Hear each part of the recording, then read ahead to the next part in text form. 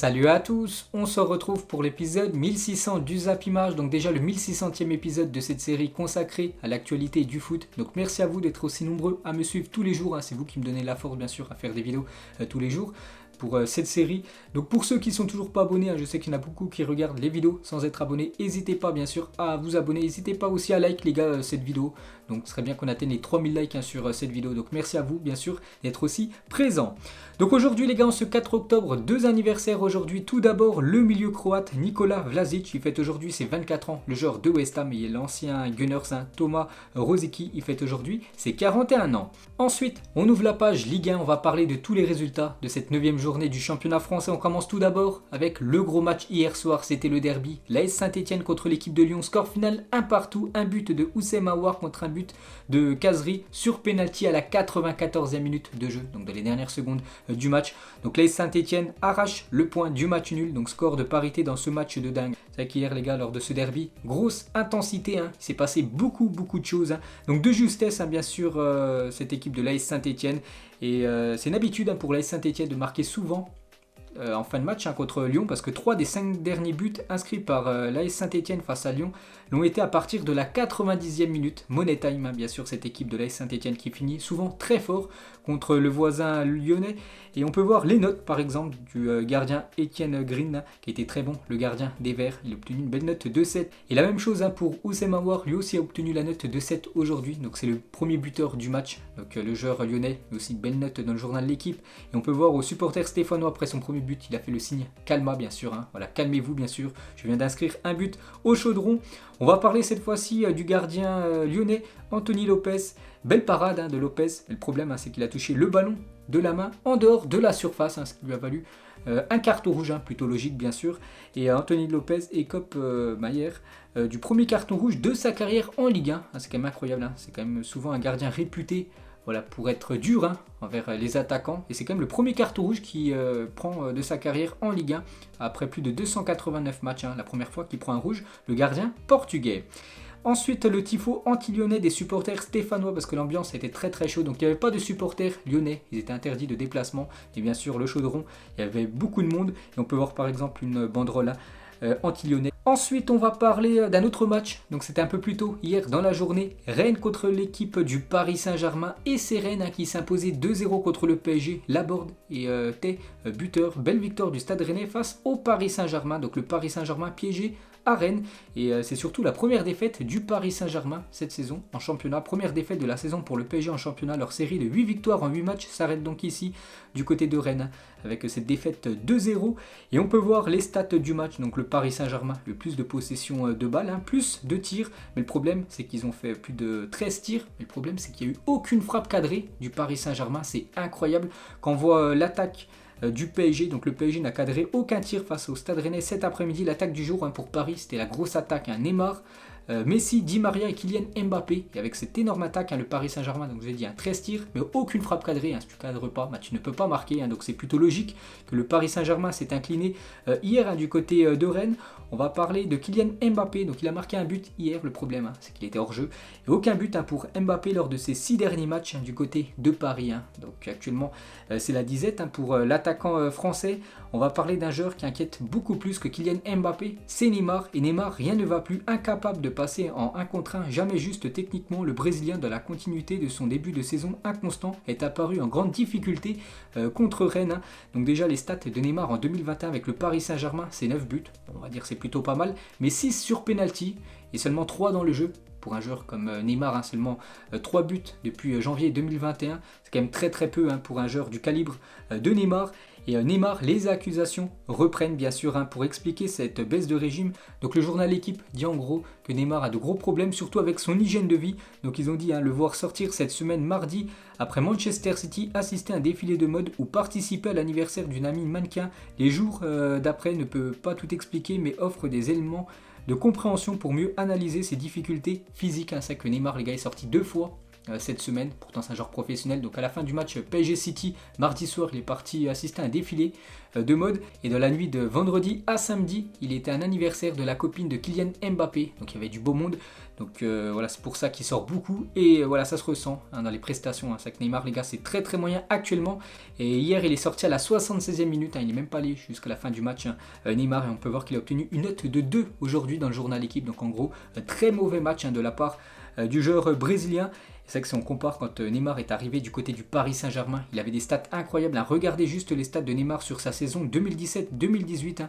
Par exemple, son premier match contre Guingamp, il avait été buteur. On peut voir à chaque fois la moyenne, enfin sa note qu'il avait, donc 10. Donc c'est à chaque fois sur 10. Donc 10, 10, 9, 6, 8, 7, 9, 1, 8, 8, 8, 2. Donc à chaque fois plus de 8. En note moyenne, bien sûr, de Neymar lors de sa première saison du côté du PSG. Et là, depuis quelques temps, on peut voir quand même que son niveau a largement descendu. Ensuite, toujours sur cette rencontre, donc le Paris Saint-Germain réussit plutôt bien à Bruno Genesio. Depuis le début de sa carrière d'entraîneur, l'ancien Lyonnais est l'entraîneur ayant gagné le plus de matchs face au Paris Saint-Germain sous l'ère QSI. 3 victoires avec Lyon et 1 victoire avec Rennes. Donc déjà 4 victoires pour Bruno Genesio avec les clubs qu'il entraîne contre l'équipe du Paris Saint-Germain sous l'ère QSI. Donc des belles stats pour l'entraîneur français. Et concernant l'entraîneur argentin, donc Mauricio Pochettino possède le pourcentage de défaites le plus élevé pour un entraîneur du PSG sous QSI, donc 19,6 depuis Antoine Comboiré, 21,4. 9 défaites en 46 matchs pour Pochettino avec le Paris Saint-Germain. Et pour finir les gars avec le PSG, donc légende du club Angel Di Maria, donc il a joué son 270e match avec le PSG hier, donc devient le joueur argentin le plus capé de l'histoire du Paris Saint-Germain en compétition officielle devant Javier Pastore, lui qui avait disputé plus de 269 matchs avec le club de la capitale. Et à la fin de ce Rennes Paris Saint-Germain, donc il y a eu des échauffourées ont eu lieu après ce Rennes PSG autour du stade. Les Parisiens sont confinés à l'intérieur du parking du Roison Park. Un joueur rennais qui lui avait réussi à sortir du stade a dû se cacher pour éviter d'être pris à partie. Donc encore des problèmes entre supporters lors d'un match de Ligue 1. Donc là c'était à la fin bien sûr de ce match. Ensuite on continue avec les autres résultats de la journée d'hier. Donc l'AS Monaco joue contre l'équipe de Bordeaux. Belle victoire des Monégasques 3-0. On peut voir les buteurs. Ben Yedder buteur. Donc Wissam Ben Yedder ne s'arrête plus de planter sur ses 4 derniers matchs. À chaque fois il a marqué au moins un but, Wissam Ben Yedder. Donc félicitations à lui. Et la même chose pour Aurélien Tchouaméni qu'on va retrouver avec le groupe France. Donc il a marqué contre son ancien club. Il n'a pas célébré son but face à Bordeaux, son club formateur. Il y avait aussi le FC Nantes contre l'équipe de Troyes et c'est les Nantais qui se sont imposés 2-0. Et à noter que Ludovic Blas, de nouveau buteur, donc sur penalty, vient d'inscrire comme son 5e but de la saison. Donc félicitations à lui. Il y avait aussi Lorient contre l'équipe de Clermont. Score final 1-1 entre ces deux équipes. On peut voir le buteur de Clermont bien sûr, c'est Mohamed Bayo. Et ses stats cette saison, donc 8 matchs et déjà 5 buts et 2 passes décisives. Des très belles stats pour l'attaquant clermontois qui découvre bien sûr la Ligue 1. Et sur l'année 2021, donc ses stats Ligue 2 plus Ligue 1. Donc il a déjà inscrit plus de 21 buts depuis le début de cette nouvelle année. Incroyable bien sûr, Mohamed Bayo. Et pour finir sur ce match, donc le FC Lorient non défait à domicile depuis le 21 février dernier. Donc hier, pas de défaite, c'est un match nul. Et Lorient est invaincu lors de ses 10 derniers matchs de Ligue 1 à domicile. 8 victoires et 2 matchs nuls pour les Lorientais. Il y avait aussi Angers contre le FC Metz et Angers arrache la victoire à la 90e minute grâce à Baoken. Donc belle victoire du SCO Angers. Et pour finir, il y avait le LOSC contre l'équipe de Marseille et c'est Lille qui s'imposait 2-0. Donc match spectaculaire qui se solde par une courte victoire lilloise. Donc l'unique buteur, donc c'est Jonathan David, il inscrit les 2 buts côté lillois, donc parfait pour eux. On peut voir qu'il a obtenu une belle note de 8 aujourd'hui dans le journal de l'équipe. Donc Gerson, ça qui déçoit un peu le milieu brésilien, il a obtenu une note de 3, il est passé à côté de son match, le joueur brésilien. Et l'Olympique de Marseille qui avait commencé très très fort le début de championnat. Donc là actuellement c'est compliqué, ils n'arrivent plus à gagner. Après un début de saison canon, l'OM n'y arrive plus. Donc 0-0 contre Angers, une défaite contre Lens, 0-0 contre le Galatasaray et défaite hier contre le LOSC. Et pour finir avec l'OM, donc on en avait parlé hier, ça fait la une du journal L'équipe bien sûr, à jamais le boss. Ça parle de la disparition de Bernard Tapie. Donc Bernard Tapie est mort hier à l'âge de 78 ans sous sa présidence. Marseille et le football français ont remporté leur unique Ligue des Champions. Mais Tapie, alias le boss ou Nanar, ce fut aussi l'affaire Valenciennes OM et le scandale Adidas qui précipitèrent sa chute. Donc Bernard Tapie nous a quitté hier. Donc le seul président d'un club français à avoir remporté la Ligue des Champions avec l'équipe de Marseille. C'était en 1993. C'était lui le président de l'OM à l'époque. Et pas mal de déclarations d'hommage bien sûr envers Monsieur Tapie, donc tout d'abord, Pablo Longoria, donc le président de l'OM, il a dit Monsieur Tapie s'est battu contre la maladie après avoir été sacré conquérant pour notre club. Le club lui rendra un digne hommage. Il a marqué la légende du club. Il restera à jamais dans nos cœurs. Zinedine Zidane aussi rend un bel hommage à Bernard Tapie, mon souvenir de Monsieur Bernard Tapie, tout simplement le président de l'OM qui a eu l'ambition de monter une équipe pour gagner la Ligue des Champions. Il a réussi à jamais dans la mémoire du club et des Marseillais que je suis. Donc bien sûr, bel hommage aussi de Zizou envers Tapie. La même chose pour Eric Dimeco, à Bernard Tapie. J'ai eu beaucoup de chance de croiser cet homme-là et de travailler avec lui parce qu'il y a des hommes qui sont exceptionnels, extraordinaires. Lui en faisait partie. Et la même chose pour un autre grand président d'un club français, c'est Jean-Michel Aulas. À Bernard Tapie, avec ta disparition, c'est un pan entier du football français qui s'éteint. Ta passion était un phare, tu as montré la voie à bon nombre d'entre nous et sans toi, rien ne serait comme aujourd'hui, y compris pour l'Olympique lyonnais. Donc il y avait un immense respect entre Tapie et bien sûr Jean-Michel Aulas, quand Bernard Tapie et Jean-Michel Aulas discutaient.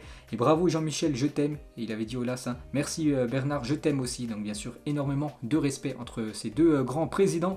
Et du côté des supporters marseillais, donc souvent lors des matchs de l'OM au Vélodrome, il y avait des banderoles pour apporter le soutien bien sûr pour le boss, notre boss, à jamais bien sûr Bernard Tapie, tout Marseille avec le boss. Et des fleurs et autres offrandes ont été déposées devant la photo de Bernard Tapie placée sur le parvis du stade Vélodrome, c'était hier. Il y a beaucoup de monde, centaines de personnes qui étaient sur les marches devant le stade Vélodrome bien sûr pour rendre un dernier hommage à Bernard Tapie, l'ancien président marseillais.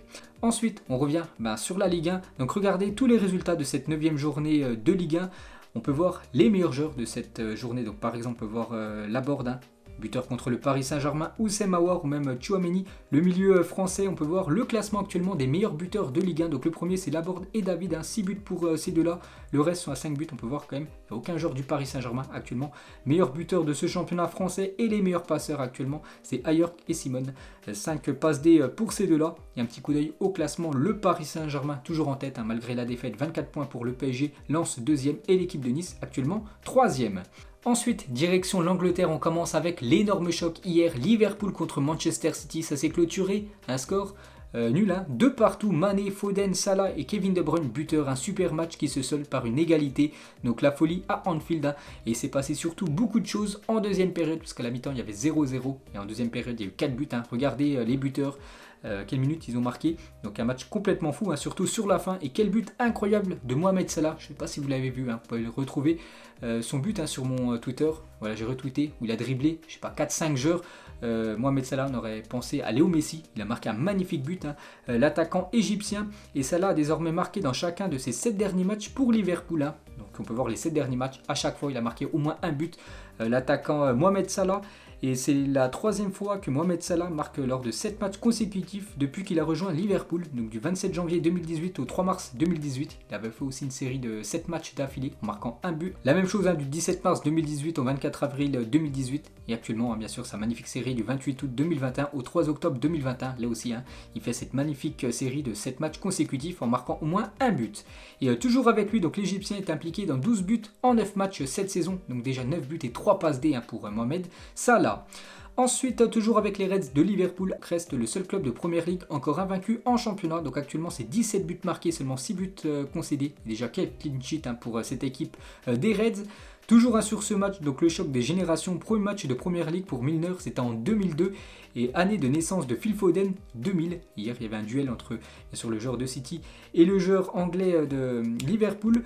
On peut voir aussi cette action complètement folle, sauvetage de dingue de Rodri, donc c'était à la 86e minute, il y avait 2 partout, c'était dans les dernières minutes du match, et on peut voir Fabinho tout seul devant la cage de Ederson, donc Ederson n'était même plus dans les buts, donc il avait juste à pousser le ballon, et le sauvetage miraculeux de Rodri, le milieu espagnol, regardez, il a réussi à contrer la frappe de Fabinho, magnifique geste défensif de sa part.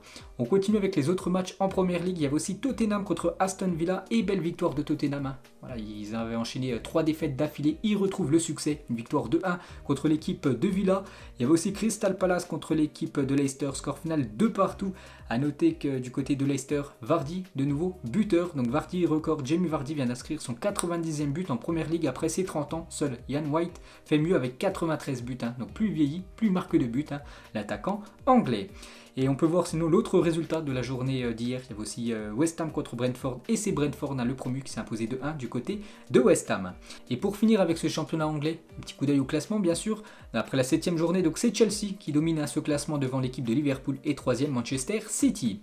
Ensuite, direction l'Espagne. On commence tout d'abord avec le Real Madrid qui se déplaçait du côté de Barcelone, pas le FC Barcelone, l'Espagnol Barcelone, et le Real Madrid battu hier 2-1, se sont inclinés du côté de l'Espagnol Barcelone. Le Real Madrid chute sur la pelouse du promu. Donc on peut voir les unes des journaux sportifs en Espagne.